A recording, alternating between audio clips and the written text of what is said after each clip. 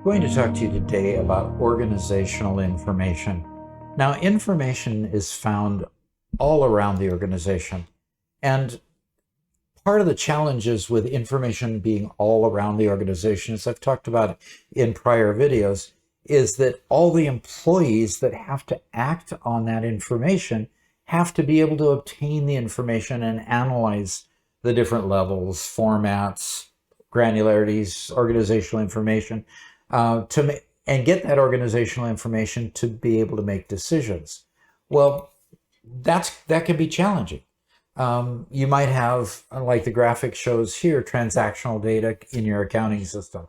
You might have an airline ticket from somebody traveling. You might have a packing slip from receiving product, sales receipts, and that all goes into a database. Well, if it's just a relational database that's been used to track information a long time, that relational database may not be adequate to pull out all this product statistics and sales projections, future growth, and do all of that work that is necessary for all that analysis that has to take place.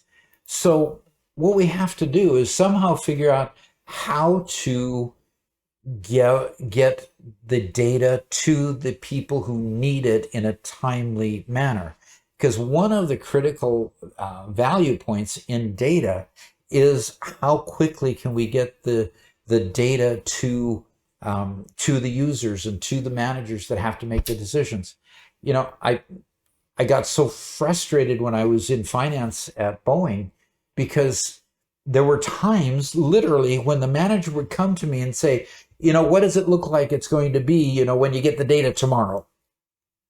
I'll know when I get the data tomorrow, and then I can tell you. But he wanted to know the news before the news was created. And it was frustrating, but it kind of tells the story of the fact that managers just are thirsty for information as quickly as it can be churned out and given them so that they can make that next decision. So what you really want is real-time information and a real-time system. How possible is that in the modern enterprise to have real-time anything? A company as large as Boeing, when I first started working at Boeing, it would literally take 10 days to get month-end information before you could actually utilize it.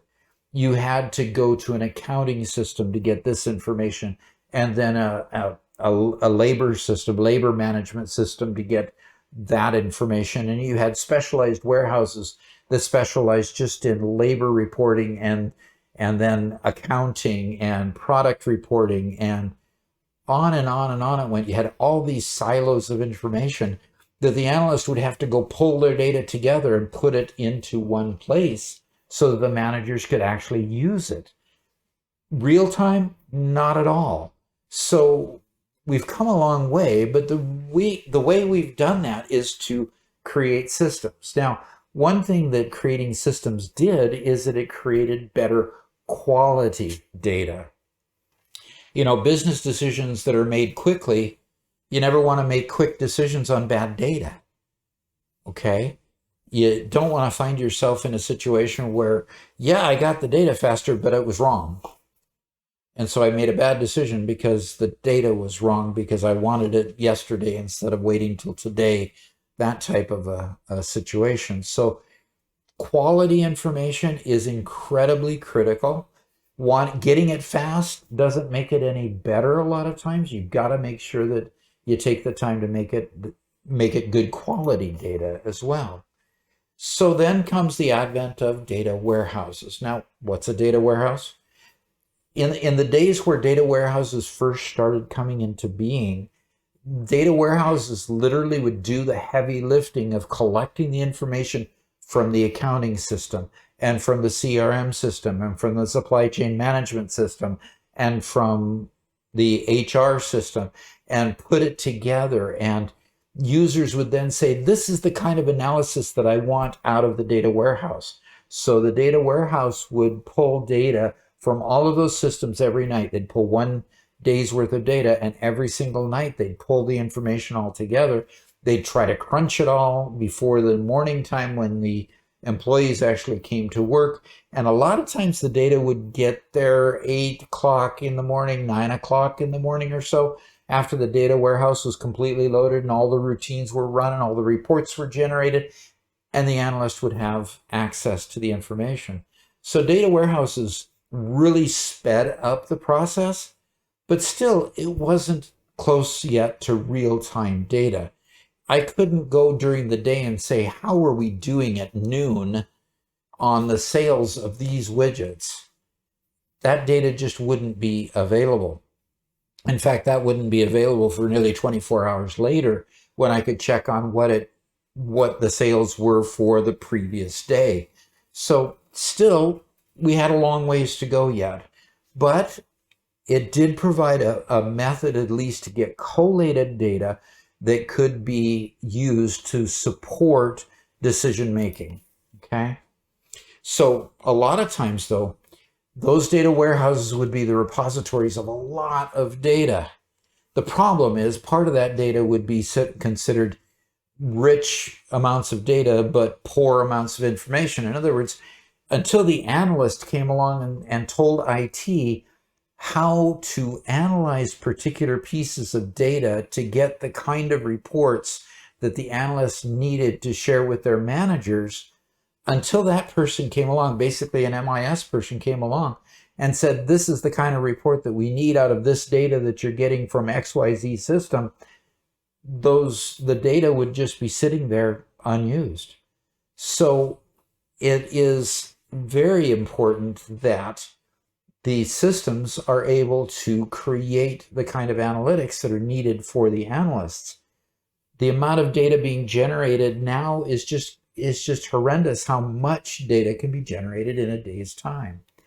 And we're expecting IT to generate, even though they're getting more and more data all the time, to give it to us even faster.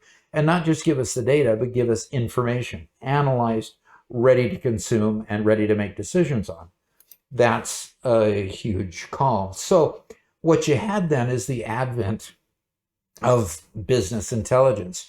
You had software like Cognos 10 and Cognos 11 and various reporting software that you would put on top of your data warehouse, and you'd build these canned reports that would be able to give you reliable and consistent information, even to the point of being able to drill into the information if you set it up as cubes, data cubes, where you could drill into increasing granularity of the data so that you could analyze particular anomalies that you saw in the larger aspect of the data, or you saw on the surface. You could drill down into the details. So business intelligence was born and could then begin to work harder and harder to enable business decision making. And then, oh gosh, along comes big data.